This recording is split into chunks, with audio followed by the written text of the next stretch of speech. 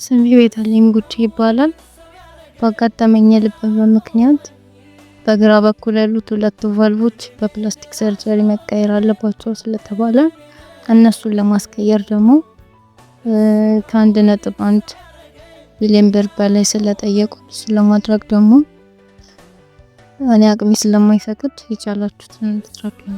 አስቸኳይ የእርዳታ ጥሪ። ወጣት ቤተልሔም ጉቺ የ23 ዓመት ወጣት ስትሆን ድንገት ባጋጠማት የልብ ህመም ምክንያት ሁለቱም የግራ የልቦቿ ቫልቮች በፕላስቲክ ሰርጀሪ እንዲተኩ የህክምና ቦርዱ አሳውቋል። ለዚህም ቀዶ ህክምና የሚል ወጪ ከ1.2 ሚሊዮን ብር በላይ እንደሚያስፈልግም ተነግሯል። ይሁን እንጂ ቤተልሔም ለዚህ ህክምና የሚያስፈልገውን ወጪ ስለሌላት የኢትዮጵያ ህዝብ ባካችሁ በምትችሉት ሁሉ ድጋፍ አድርጋችሁልኝ ነፍሴን ከፈጣሪ በታች ታደጉልኝ ስትል ጥሪዋን አቅርባለች። ይህ ህክምና በአፋጣኝ መፍትሄ ካላገኘ የቤተልሔም ህይወት አደጋ ላይ እንደሆነ የህክምና ቦርዱ አሳውቋል።